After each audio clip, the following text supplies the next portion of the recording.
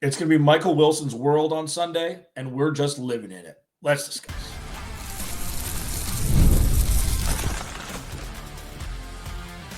You are Locked On Cardinals, your daily Arizona Cardinals podcast. Part of the Locked On Podcast Network, your team every day. Cardinals, Alex Clancy here, part of the Locked On Podcast Network, your team every day, the number one sports podcast platform on the planet. Just unbelievable. Thanks for hanging out. We've got Keys to Victory final segment per usual on a Friday pre-game. The offensive line is going to be tested. The DBs are going to be under a microscope. We've got some clarity as to who's going to play and who is not practicing today, or who's not practicing yesterday. And we'll get some clarity on it. There's going to be a microscope on both of those position groups. And it's Michael Wilson's world, man. I would be shocked if we didn't see some sort of replicate of last week, this week. Maybe not with the absolute explosion that we saw, with this probably being a closer game, but I think it's going to be in the arena at least. Today's episode is brought to you by Game Time. Download the Game Time app, create an account, use code LOCKEDONNFL for $20 off your first purchase. Michael Wilson was electric last week. And not all garbage time numbers are created equal, okay? Not all garbage time numbers are, extractable when it comes to a person's talent level by definition.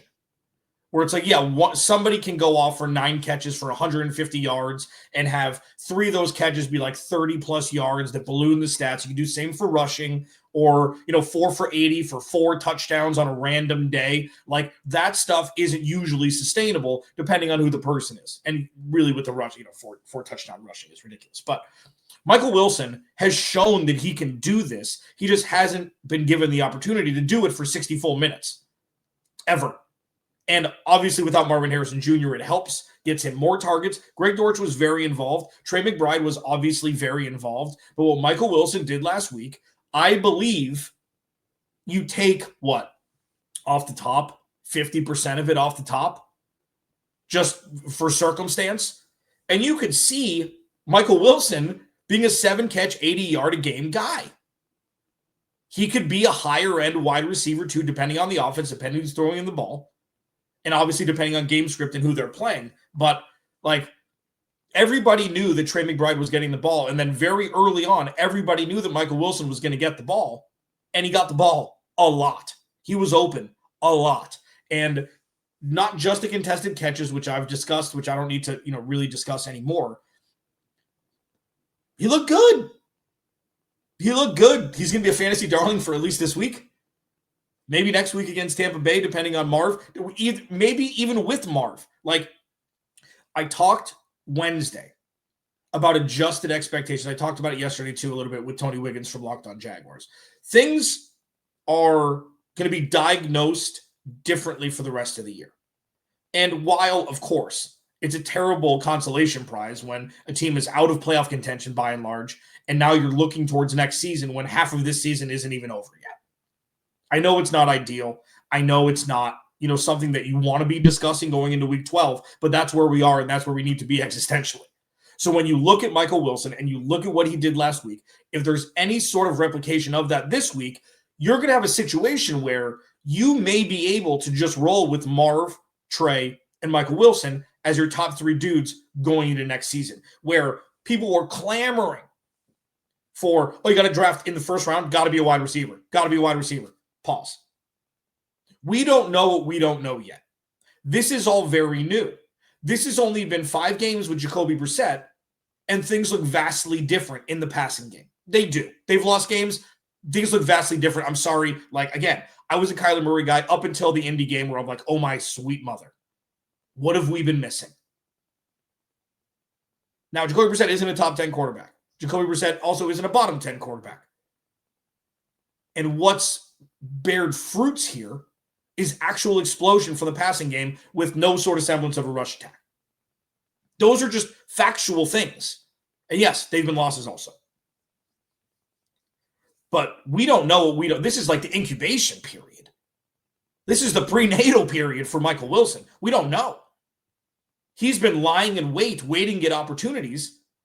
And now he's gotten exorbitant amount of opportunities last week. And he's been used in ways he's never been used before with Jacoby Brissett. It's just factual. So all of the, well, he can't separate. Well, all of this. Well, all of this. Well, all of this. No. Maybe he just hasn't had the right person throwing him the ball. I don't know if that's not rhetorical. May or may not be. We don't know what we don't know yet. And while that's terrifying, it's exciting to say they kind of cancel each other out. We're just going to kind of see. Now, that could have been a flash in the pan. Maybe Liam Cohen and the defense are going to have some sort of game plan to bracket Michael Wilson and just do one of those things where it's like, all right, let Trey McBride have 17 catches for 150 yards and a touchdown. We're going to stop everything else.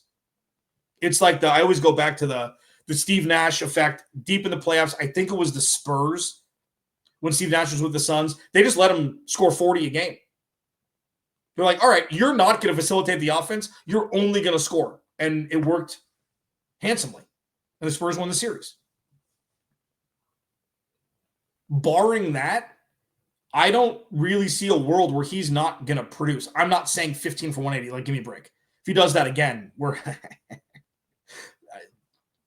I think that the game script is going to be a little bit different. You'd hope that they're not going to let the opening kickoff get run back 98 yards with a Christian McCaffrey touchdown right away. Like, you're hoping that it's going to be more of a puncher's chance to win the game against Jacksonville at home.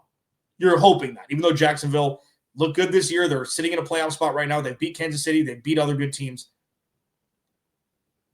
But you just hope that's not the case. You hope that Michael Wilson is like my that was an excellent game line. It's more receptions than yards. If he's 7 for 80, I like that better than 3 for 100. Because the variance, this is pretty obvious, and I'm not a math guy. I was, but I've lost. The variance with deep balls are much, wider than actually running an offense. Slants, deep crossing routes, things like that, and not just go balls on 3rd and 17 that you complete for 35 yards or whatever it is.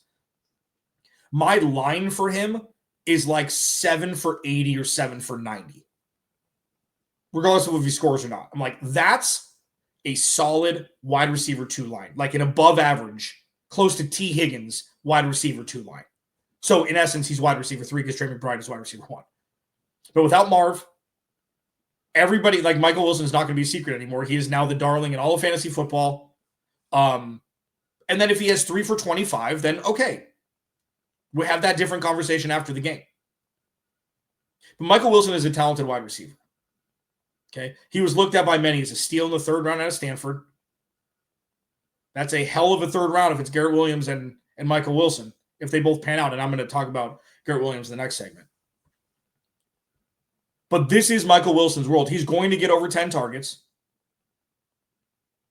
And you think that the 3 of them, Trey, Michael Wilson, and Greg Dortch, are probably going to get 30 targets combined. How many times Jacoby Brissett has to throw? That's the question. Now, if the Cardinals are able, like when Trey Benson comes back, we still don't know at this point. It's trending towards that. Margie Mercado's out. Bam Knight's banged up. Like, who's it going to be? Barring them being able to just have a career or a renaissance with the rush attack, Jacoby Brissett's going to throw the ball 40 times. And I'm assuming 30 are going to go to those 3 dudes. And Michael Wilson will produce 7 for 80, 7 for 90, something like that. That is an excellent game moving forward just for optics because the game's going to be closer you'd expect.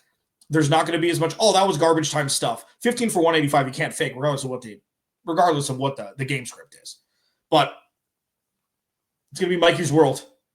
And I'm excited to watch it. I'm excited to see potentially the growth and maturity when given opportunity for a 3rd-year dude who could very well be a part of the Cardinals' future plans if he's able to continue to produce like that. And I'm excited for it. Locked on Cardinals, your team every day. The offensive line, DBs, under a massive microscope. Oxymoron, you understand what I mean. Next. This episode of Locked on Cardinals is brought to you by Prize Picks. Yes, we make decisions every day.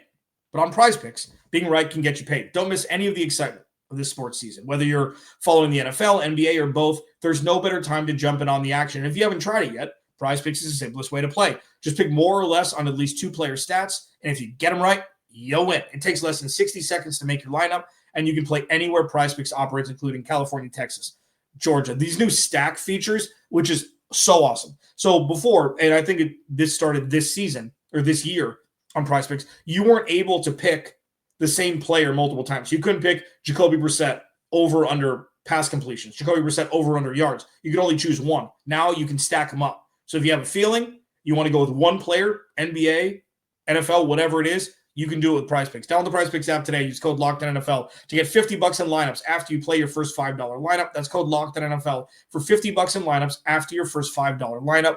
Prize Picks. It's good to be right. Please go to the YouTube channel, search Locked On Arizona Cardinals. Hit that subscribe button, man. I'd love to get to 5,000 before the end of the season. But, you know, I'm just happy that you're here.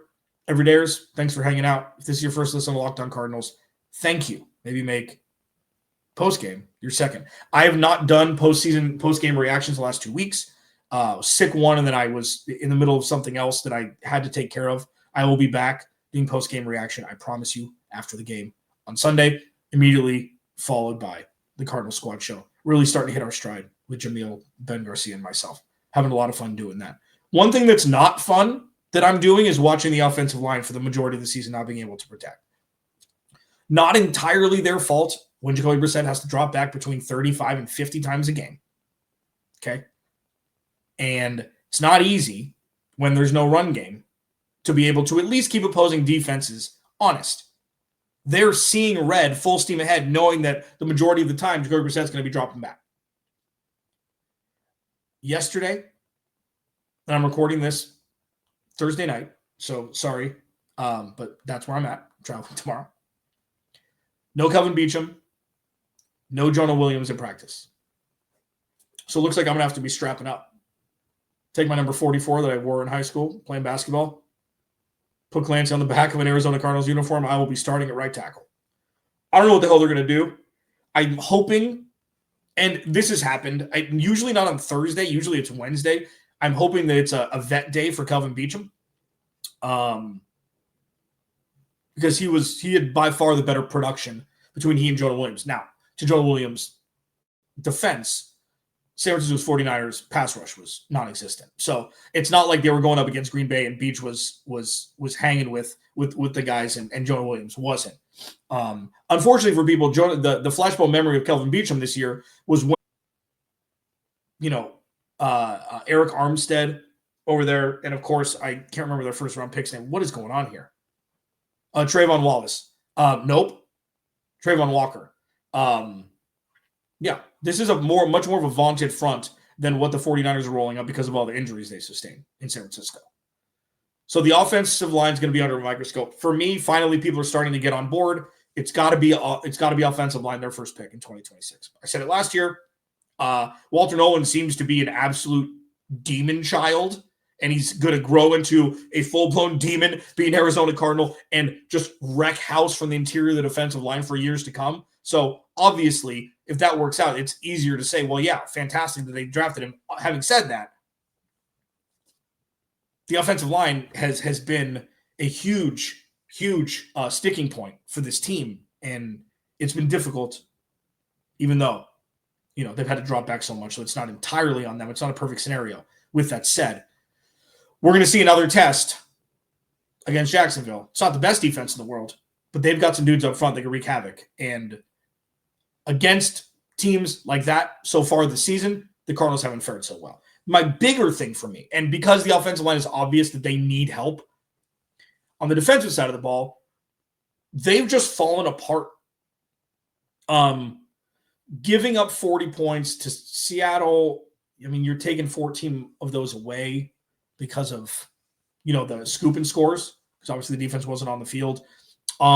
7 against San Francisco last week because of the 98-yard kickoff return. It's first and goal from the 2. Obviously, Christian McCaffrey's going to score. So that's 30, whatever. I mean, they're still giving up over 30 points a game the last couple of weeks. And the pass rush, although Josh Sweat's numbers have been good, and Walter Nolan has looked good in his first few weeks as an NFL player, the DBs, I don't know what I'm watching. Will Johnson's back in practice. So they should be as healthy as they've been in a while, in a few weeks at least. I think since the Dallas game. Garrett Williams back in practice, even though he left late against San Francisco. Like Garrett Williams, he's going to be up for contract extension this offseason. He was the highest rated zone corner last year, according to Pro Football Focus.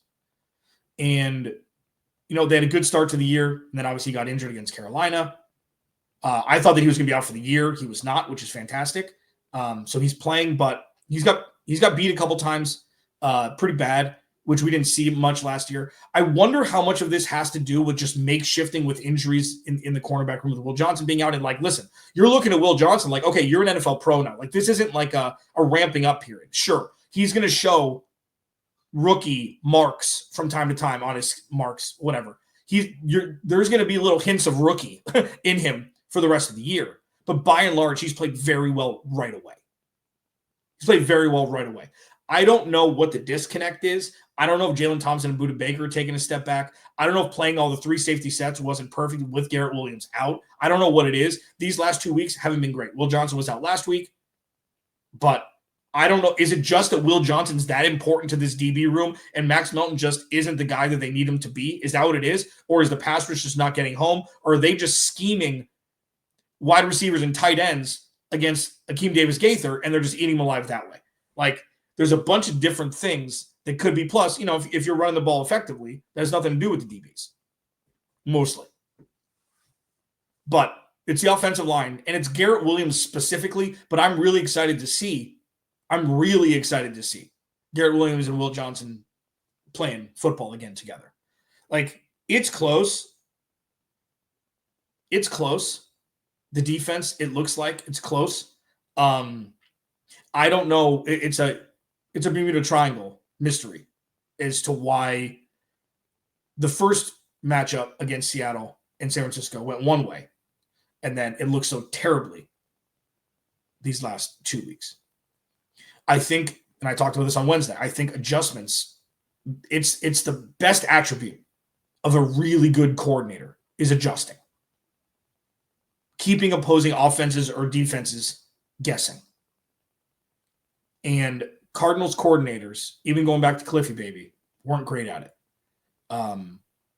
It's not even just halftime stuff. It's when you're playing them for the second time, it's like, it's like a pitcher having to keep opposing batters guessing when you face them the third time in a game, if you get there. That's when the stuff usually gets figured out. That's where adjustments need to be made. And if it's that with Nick Rallis, we're going to be having different conversations potentially. Not like, oh, that's a threat. No, it's going to be something that needs to be discussed. I know in the comments for a while it's been, oh, the defense is to blame, the defense is to blame, the defense is to blame. And I'm not there yet. I also think that giving up 19 points per game and starting 2 and 3 cannot be on the defense. That's eons ago. That's like 3 seasons ago in this season. Every month is a different season pretty much. But yeah, I'd like to see, above all else, like if you told me that the Cardinals defense gave up 17 points, but Michael Wilson only had 4 catches for 50 yards, I'd much rather that than Michael Wilson go 10 for 150 and a touchdown and the defense give up 30 points. Because we need to see exactly what this defense is for the rest of the year. And they're going to be playing very difficult opponents. You got the Rams twice. You got Tampa Bay with a powerhouse offense. You've got Atlanta. You've got Cincinnati. Like, there are teams that can put up some points. I would love to see this defense bounce back and really show that the first 5 weeks of the season is what they were and not the last couple. Locked On Cardinals, your team. I mean, and they gave up only 10 offensive points to Dallas. It was the second-rated scoring team in the league at that point. So if this is just Will Johnson, that's crazy. We're going to find out on Sunday if it lends us to think that could be the case. Keys to victory next. Locked On Cardinals, your team every day. This episode of Locked On Cardinals is brought to you by, wait for it, the Game Time app.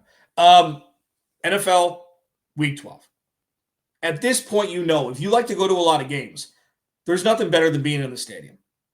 Okay, cheering on your team, eating some hot dogs, surrounded by fans, but getting tickets is a pain sometimes. queues, login screens, prices jumping at checkout. It's frustrating. It's a pain. That's why I use Game Time, the app that gives you the advantage, back to the fan. Game Time is fast, easy, backed by the Game Time guarantee. You always get 100% authentic tickets delivered on time and at the best price. Because, listen, you see stuff all the time on social media. Oh, fake tickets, fake tickets, fake tickets. Never with Game Time. Ever, ever, ever. Backed by the Game Time guarantee. Download the Game Time app, create an account. Use code LOCKEDONNFL for $20 off your first purchase. Terms apply. Again, that's promo code LOCKEDON NFL for $20 off. Swipe, tap, ticket, go. Download Game Time today. YouTube channel. Subscribe. Notifications. Trimming the fat on that one. At Clancy's Corner. I locked on AC Cards. Getting a bunch of DMs. Firing the coaching staff. What they need to do in the draft. You're always welcome. I haven't said this in a while, and that's on me. I don't even know what Twitter's DM rules are anymore. At Clancy's Corner, you're going to have to follow me. I don't care. I'm not doing it for that. You're welcome to, but I'm not doing it for that. If you have questions, if you want topics to discuss, you can subscribe to the Insider program. The link is in the description. I've been texting with a bunch of viewers and listeners. Yeah, it's fun. There's different ways to interact, so jump on them. Keys to victory. 1, turnover battle. We do this every time. I did this with Tony last week or yesterday with a turnover battle. And it's not so much that the Cardinals haven't been able to be in situations where they can turn over the opposing team. They just dropped interceptions. You had that Laurel and Hardy act with Adrian Taylor Demerson's interception. Did a bounce around, ring around the Rosie, and Tyler Lockett falling on the ball for a touchdown against Tennessee. They need to be not only opportunistic, but bring home the opportunities when they're provided. It's not pressure the quarterback, that's an opportunity for him to throw an interception, and then it drops off your chest plate. It's you've got to actually turn the ball, take the ball away, as opposed to getting close, because it doesn't count. Hashtag analysis. Trevor Lawrence can turn the ball over. He makes some bad throws. He puts the ball on the ground a lot more than a guy his size normally would. So it'll be fascinating to see if Nick Rallis, which I've been screaming for all week, to just start blitzing more. Bring the DBs. Bring the backers. Bring guys. I don't know why they were so good at it last year. I don't know why he's not doing it.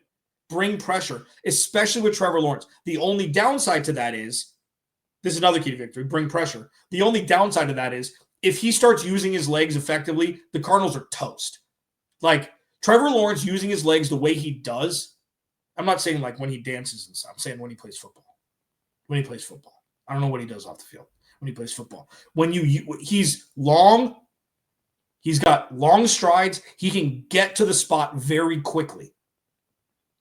But if you can get him out of his kitchen and you can get him scrambling in an unsettling way and not scrambling, looking downfield, compose things like that, he'll turn the ball over. He'll give it to you.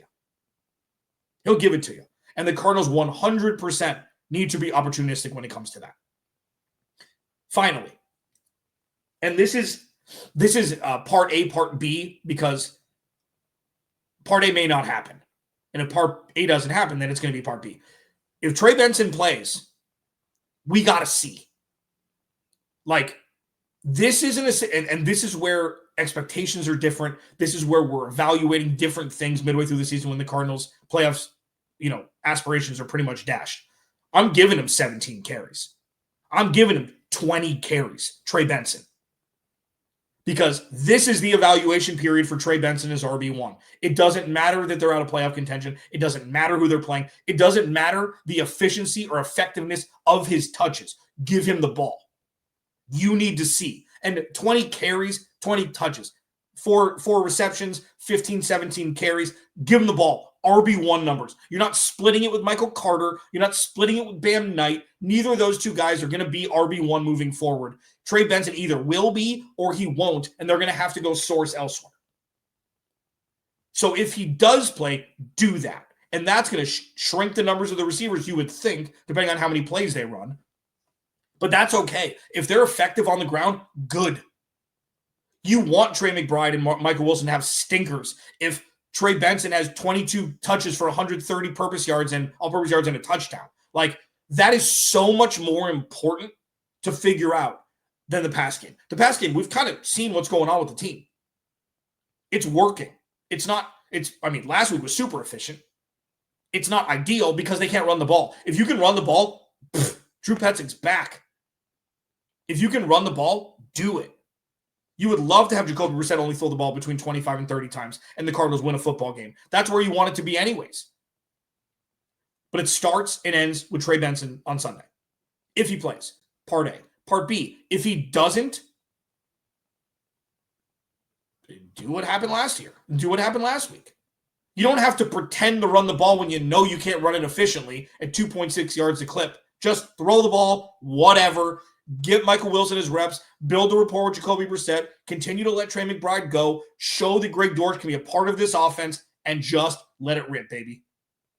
It's not great for pass pro. It's not great when you have those three guys up front that are far superior to what was brought out against San Francisco. But it's Michael Wilson's world. It's Trey McBride's world. It's Greg Dortch's world. If Trey Benson doesn't play, if he does, feed the kid. This is the beginning of the incubation period for him to see if they need to add depth to the running back room or if they've got their due. So while the Cardinals may not be in playoff contention anymore, there are so many important things that are going to be happening between the lines every second for the rest of the season. And with that, Locked On Cardinals, your team every day, immediately following the game, 15 minutes of me, immediately followed by the Cardinal Squad Show with myself, Jamil Douglas, and Ben Garcia. Remember, without you, there is no me. I will talk to you after the game.